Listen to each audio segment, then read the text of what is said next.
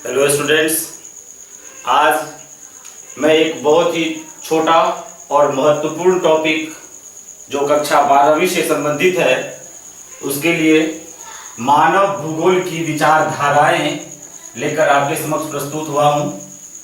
इस चैप्टर में अर्थात इस टॉपिक में हम लोग जानेंगे मानव भूगोल की विचारधाराएं। हम लोग पहले से स्टडी कर रहे हैं मानव भूगोल की प्रकृति विषय क्षेत्र, उसी के तहत यह एक श्रृंखला है मानव भूगोल की विचारधाराएं। इस छोटे से टॉपिक में हम लोग मानव भूगोल की विचारधाराओं की चर्चा कर रहे हैं।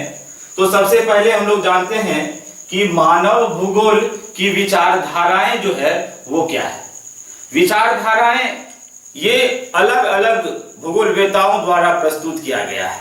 मानव भूगोल के अध्ययन के क्रम में विभिन्न विद्वानों ने, विभिन्न भूगोलवेताओं ने उससे संबंधित जो तथ्य हमारे सामने प्रस्तुत किया वो उनकी विचारधाराएं कही जाती है।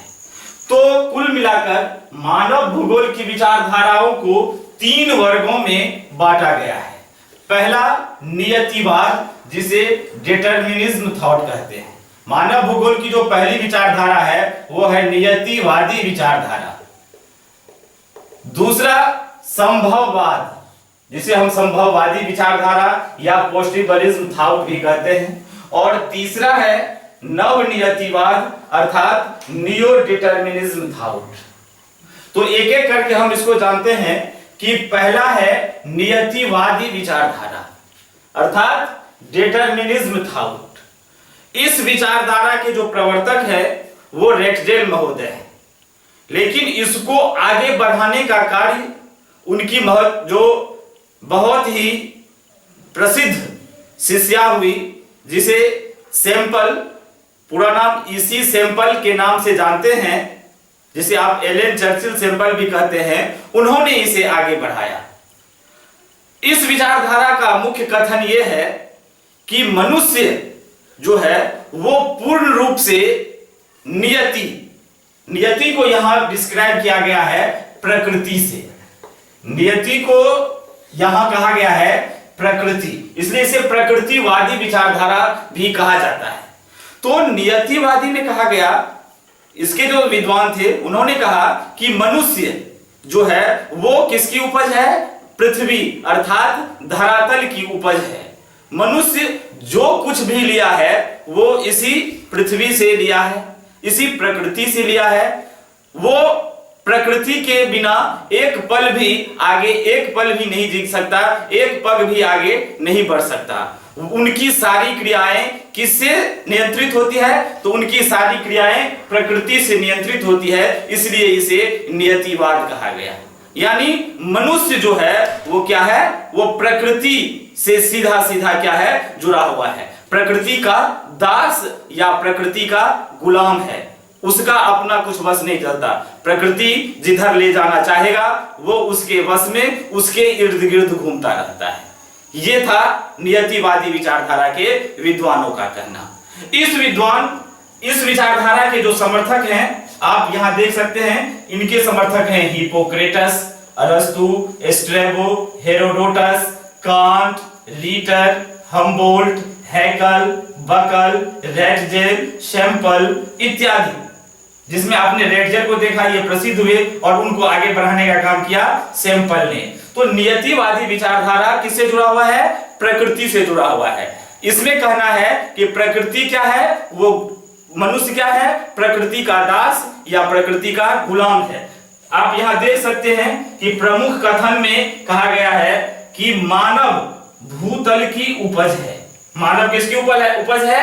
तो भूतल की उपज है। ये कहा है इसी सैंपल ने, जो नियतिवादी विचारधारा के प्रमुख कथन में आता है। और यहां से एक आपको वस्तुनिष्ठ प्रश्न भी बन जाता है कि मानव भूतल की उपज है, ये किसने कहा? ये इसी सैंपल ने कहा। दूसरा प्रश्न यहां से बन जाता है कि नियतिवादी विचारधारा का एक प्रमुख कथन क्या है? तो नियतिवादी विचारधारा का प्रमुख कथन है मानव भूतल की उपज है। दूसरा प्रश्न ये 1 नंबर का ये भी बन जाता है कि मानव भूतल की उपज है, यह किस विचारधारा से संबंधित है? तो आप जान चुके हैं कि यह नियतिवादी विचारधारा से संबंधित है। तो हमने देखा कि मानव भूगोल की विचारधारा में एक बहुत बड़ा वर्ग जो भूगोलवेत्ताओं का है वह किससे जुड़ा हुआ है? नियतिवादी विचारधारा से जुड़ा हुआ है। और नियतिवादी विचारधारा किसका समर्थन करता है? तो नियतिवादी विचारधारा प्रकृति का समर्थन करता है कि मनुष्य जो है वो किससे जुड़ा हुआ है? प्रकृति से जुड़ा हुआ है। क्लियर है? अब हम आगे बढ़ते हैं। दूसरा है संभववाद विचारधारा। इसे हम संभववादी विचारधारा या पॉसिबलिज्म थॉट के नाम से भी जानते हैं। यहां इस नाम में ही सब कुछ छुपा हुआ है। यहां हम जानते हैं कि संभववाद, संभववाद मतलब क्या हो गया कि जहां हर चीज क्या हो? संभव हो, पॉसिबल हो। तो ये पॉसिबल कौन करेगा? ये पॉसिबल करेगा मनुष्य। ये मनुष्य के द्वारा ही क्या हो जाता है? हर एक चीज पॉसिबल है। तो इस विचारधारा के काट में अर्थात नियतिवादी विचारधारा के अगेंस्ट में संभववाद विचारधारा का जन्म हुआ और इस विचारधारा को आगे बढ़ाने का श्रेय फ्रांसीसी भूगोलवेत्ता लूसियन फेवरे, क्या नाम है इनका? लूसियन फेवरे को जाता है। लूसियन फेवरे ने ही संभववादी विचारधारा को क्या किया? आगे बढ़ाया।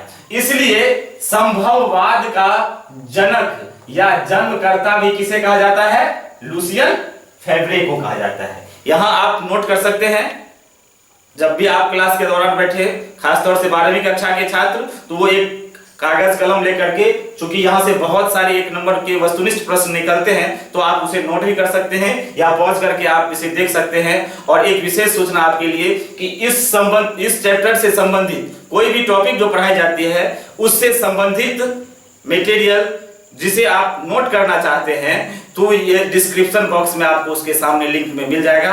आप वहां से भी नोट करके सदा के लिए अपने पास रख सकते हैं और आगे के लिए इसको तैयार कर सकते हैं। तो यहां एक चीज यह है कि संभववाद का जनक किसे कहा गया? संभववाद शब्द का सर्वप्रथम प्रयोग किसने किया? लूसियन फेवरे ने, जो कहां से थे? ये फ्रांसीसी भूगोलवेत्ता थे। अब आइए देखिए ये क्या कहते हैं। इनका कहना है, चूंकि नियतिवादी वाले ने क्या किया? वो हर चीज को प्रकृति से जोड़ दिया। ये कहा कि नहीं, यहां किसका बस चलेगा? यहां मनुष्य का बस चलेगा। क्यों चलेगा? तो मनुष्य यदि नहीं रहेगा तो कोई भी चीज संभव नहीं हो सकता है। कोई भी चीज जो जहां का है वो वहीं पड़ा रहेगा जब तक मानवीय हस्तक्षेप उस पर नहीं होगा। इसलिए हर चीज को कौन संभव करता है? मनुष्य संभव करता है। इसलिए इस विचारधारा का क्या नाम रखा गया? संभववाद विचारधारा। संभववाद कहे गए और संभववादी विचारधारा के नाम से जाना गया। इस विचारधारा के समर्थक कौन है? Isaiah Bowman, Carl Sauer, Jean Brunhes, Smith, Blache एवं अन्य बहुत से भूगोलवेत्ता संभववादी विचारधारा के समर्थक हैं। अब आइए देखते हैं कि संभववादी विचारधारा से जुड़ी हुई जो कुछ प्रमुख कथन है, क्योंकि आप जान चुके हैं कि संभववादी में क्या किया गया कि ये क्या किया? प्रकृति से चीजों को लेकर के और अपने नियंत्रण से, अपने स्किल से, अपने कुशलता, क्षमता एवं दक्षता के आधार पर उसे क्या किया? संभव बनाया। इसलिए यह संभववाद विचारधारा कहा गया। उदाहरण के लिए आप देख लीजिए, बड़े बड़े सेतु बनाए गए, अंडरग्राउंड रेलवे चलने लगी, जमीन के ऊपर सब कुछ हो गया। ये किसने संभव किया? मनुष्य ने। तो इन विचारधारा में यह चीज कही जाती है कि हर एक चीज संभव है, कोई भी चीज क्या है? असंभव नहीं है। हर एक चीज को संभव किया जा सकता है। उसके लिए क्या होनी चाहिए? उसके लिए हमें अपने आप को कुशल बनाना होगा। तो देखिए प्रमुख कथन भी इससे जुड़ा हुआ है। क्या कहा गया है संभववाद विचारधारा के अंतर्गत? कि कहीं अनिवार्यता नहीं, कहीं भी अनिवार्यता नहीं, सब जगह संभावनाएं हैं। यदि आप में, किसने कहा? ये लूसियन फेवरे ने कहा। क्या कहा? कि कहीं अनिवार्यता नहीं, सब जगह संभावनाएं हैं। आप कहीं भी संभावना तलाश करके उसको क्या कर सकते हैं? आगे अपने क्षमता के अनुसार, अपने आवश्यकता के अनुसार उसको अपने अनुसार सजा सकते हैं, संवार सकते हैं, अपने कार्य के लिए उसे तैयार कर सकते हैं। तो यही कहना है, कहीं अनिवार्यता नहीं, सब जगह क्या है? संभावनाएं हैं। दूसरा देख लीजिए, ये ब्लास महोदय का कहना है। फेवरे महोदय ने तो कह दिया कि कहीं अनिवार्यता नहीं, सब जगह क्या है? संभावनाएं हैं, जो संभववाद को क्या करता है? प्रतिस्थापित करता है। दूसरा देख लीजिए, कि प्रकृति जो है वह एक सलाहकार से अधिक कुछ नहीं है। इनका ये भी किससे जुड़ा हुआ है? संभववाद से जुड़ा हुआ है। किनका कथन है? ब्लास महोदय का। क्या कहा इन्होंने कि प्रकृति एक सलाहकार से अधिक कुछ नहीं है। जैसे हम कोई कार्य करने चलते हैं, जब हमें उसके बारे में बहुत अच्छा कॉन्सेप्ट नहीं होता है तो हम किसी अपने दोस्तों से, साथियों से, गुरुजनों से, इष्ट मित्र से, रिश्तेदारों से उसके बारे में सलाह मशविरा कर लेते हैं। तो यहां ब्लास महोदय का कहना है कि जब भी हम कोई दुर्गम कार्य करने के लिए चलते हैं, करना है तो हमें इस प्रकृति में, तो हम क्या करते हैं? प्रकृति हमें क्या करता है? सलाह देता है, और उस सलाह के आधार पर हम क्या करते हैं? अपने कार्य को अंजाम देते हैं। तो नियंत्रण किसका होगा? मनुष्य का। संभव किसने किया? मनुष्य ने किया। हो सकता है हम प्रकृति के सलाह को नहीं माने। तो यहां संभववादी विचारधारा का क्या कहना हो गया कि हम मनुष्य ही क्या करते हैं? हर एक चीज को संभव बनाते हैं। इसके जनक कौन हो गए? इसके जनक हो गए लुसियन फेब्रे। तो यहां नियतिवादी में और संभववादी में आपको क्या लगा है? कुछ विरोधाभास आ गया। इसलिए आप अपने आप को एग्जाम में प्रश्न भी पूछा जाता है कि नियतिवादी एवं संभववाद में अंतर स्पष्ट करें। यह बहुत ही महत्वपूर्ण प्रश्न हो जाता है। आप इसको यहां से तैयार कर सकते हैं। दूसरा भी पूछा जाता है कि नियतिवादी और संभववादी विचारधारा के प्रमुख क्षेत्रों को बताएं। तो बहुत सारे प्रश्न आपको नियतिवाद और संभववाद से जुड़े हुए हैं, क्योंकि दोनों में विरोधाभास है। तो आप इस बात को जान लीजिए। इन दोनों विरोधाभास के बीच, जब ये विरोधाभास मानव भूगोल में चलता ही रहा, उसी बीच एक नई विचारधारा का फिर जन्म हुआ, जिसे किस नाम से जाना गया? नव नियतिवाद। क्या नाम से जाना गया? नव नियतिवाद।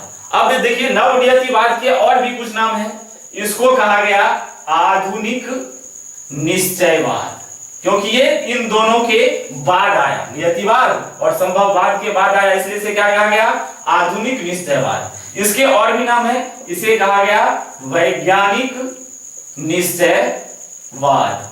और जो सबसे महत्वपूर्ण इसका नाम है नवनियतिवाद का, वो है रुको और जाओ निश्चयवाद।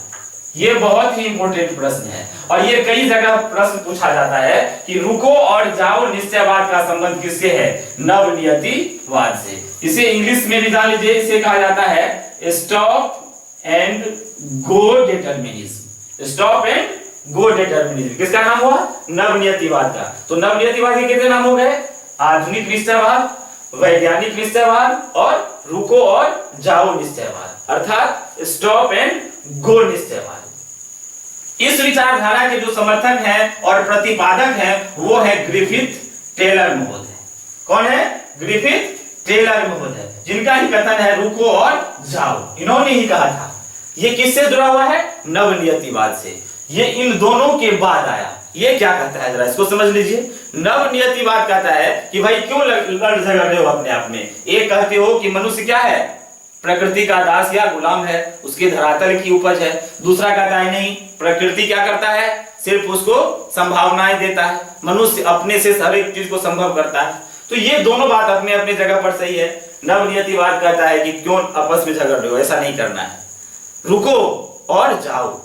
हम जो भी कुछ करेंगे वो कहां करेंगे? प्रकृति में करेंगे। कौन करेगा? मनुष्य करेगा। तो दोनों की बराबर की भागीदारी होती है, इसीलिए इसे क्या कह दिया गया?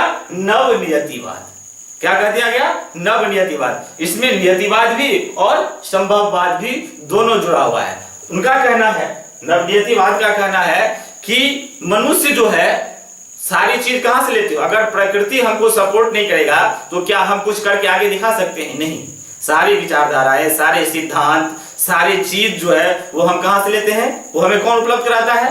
प्रकृति। हमने क्या किया? मनुष्य ने भी उस पर कुछ कार्य किया। हमने अपना क्या किया? दिमाग लगाया, हमने अपने क्षमता को बढ़ा करके उसके अपने अनुसार उसे सजाया।